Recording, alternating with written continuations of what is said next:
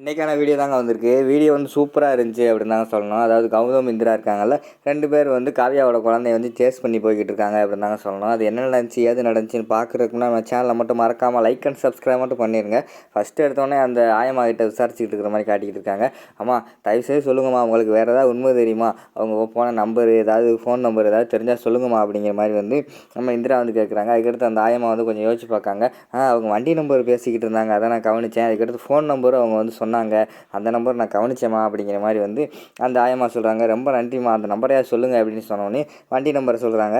அதுக்கடுத்து வந்து ஃபோன் நம்பரையும் கொடுக்குறாங்க. ஃபோன் நம்பர் வந்து ஃபோனில் சேவ் பண்ணி வச்சுக்கிறாங்க கௌதம். அதுக்கடுத்து ரொம்ப தேங்க்ஸ்மா, நான் கிளம்புறோம் அப்படின்னு சொல்லிட்டு அவங்க காருக்கிட்ட வந்தவொடனே நம்ம இந்திரா வந்து சொல்கிறாங்க, கௌதம் இந்த ஃபோன் நம்பரை வந்து உன் ஃப்ரெண்டு இருக்காருன்னு சொன்னேன்ல, அவருக்கு அனுப்பி இந்த ஃபோன் லொக்கேஷனை ட்ராக் பண்ண சொல்லுங்கள், நம்ம அதை ட்ராக் பண்ணியே ஃபாலோ பண்ணியே போயிடுவோம் அப்படிங்கிற மாதிரி வந்து நம்ம இந்திரா சொல்கிறாங்க. சரி நான் அனுப்புகிறேன் அப்படின்னு சொல்லிட்டு அவங்களோட ஃப்ரெண்டுக்கு அனுப்பி ட்ராக் பண்ண சொல்லிடுறாங்க. சரி காரில் ஏறு, நீ வந்து லைவ் லொக்கேஷன் நீ பார்த்துக்கிட்டே வா, நான் அதுபடி கார் ஓட்டிக்கிட்டே வரேன் அப்படிங்கிற மாதிரி சொல்லிவிட்டு கௌதம் வந்து கார் ஓட்டுறாங்க. நம்ம இந்திரா வந்து அந்த மொபைலில் பார்த்துட்டு வழி சொல்லிக்கிட்டே வர்ற மாதிரி காட்டிக்கிட்டு இருக்காங்க.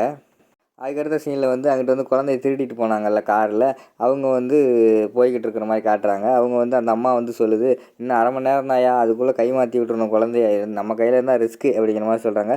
ஒன்றும் கவலைப்படாத, பாட்டி வந்துக்கிட்டு இருக்கு, டக்குன்னு கை மாற்றி விட்டு நம்ம போயிடுவோம், நான் சொன்னதை நீ மறந்துடாத, காசை கையில் வாங்கிட்டு இந்த ஏரியாவிலே இருக்கக்கூடாது பார்த்துக்கோ அப்படிங்கிற மாதிரி வந்து அந்த ஆம்பளை வந்து சொல்கிறாங்க. உடனே அந்த பொம்பளை வந்து அதெல்லாம் நான் பார்த்துக்கிறேன், நீ போயா அப்படிங்கிற மாதிரி சொல்லிவிட்டு அவங்க காரில் போய்கிட்டு இருக்கிற மாதிரி காட்டிக்கிட்டு இருக்காங்க. இன்னொரு பக்கம் பார்த்தா நம்ம ஜேபியோட அடியாள் இருக்கார்ல, அந்த ரவுடி வந்து நம்ம அந்த ஆயம்மாவோட ஹஸ்பண்டை வச்சுக்கிட்டு எந்த வழி சொல்லு சொல்லு அப்படின்னு சொல்லிட்டு அவங்க வந்து ஆட்டோவில் கூட்டு போய்கிட்டு இருக்கிற மாதிரி காட்டுறாங்க.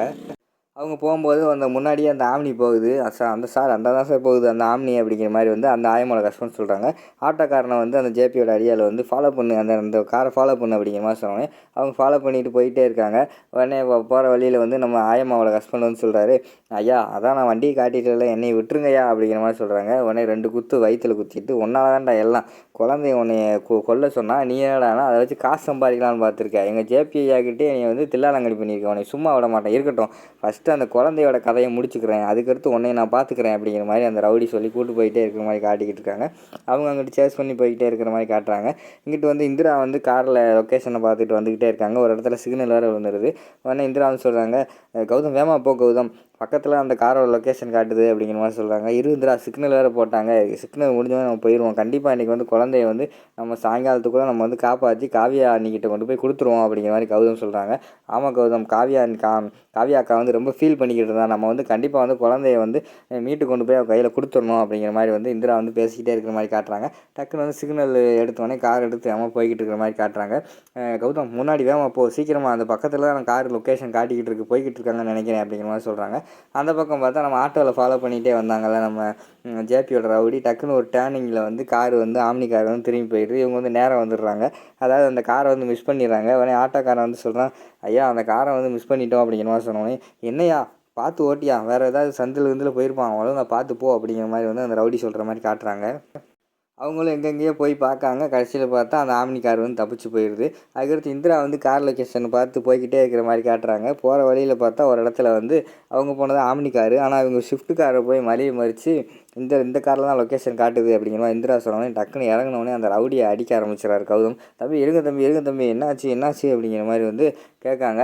கடைசியில் பார்த்தா அந்த காருக்குள்ளே வந்து குழந்தையே இல்லை. அதாவது அவங்க என்ன பண்ணியிருக்காங்கன்னா, இதுக்கு முன்னாடி பிளான் பண்ணி அந்த ஆம்னி காரில் குழந்தைய திருடிட்டு போனாங்களா, அவங்க வந்து இந்த காரை வழியை மறித்து இடிக்கிற மாதிரி போய் அந்த லேடி இருக்குல்ல, அந்த லேடி வந்து அதோட மொபைல் ஃபோனை கொண்டு போய் இந்த காரில் மாற்றி வச்சுட்டு போயிடுச்சு.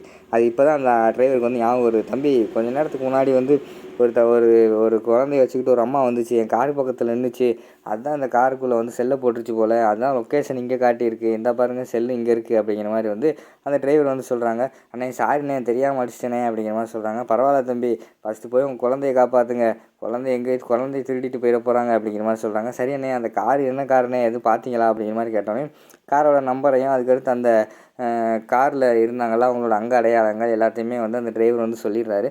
ரொம்ப தேங்க்ஸ் அண்ணே, உங்கள் நம்பர் கொடுங்க, நாங்கள் எதுனா டவுட்னா கால் பண்ணுறோம் அப்படின்னு சொல்லிட்டு இந்த டிரைவரோட நம்பரையும் வாங்கிட்டு கௌதம் இந்திரா வந்து போகிற மாதிரி காட்டுறாங்க.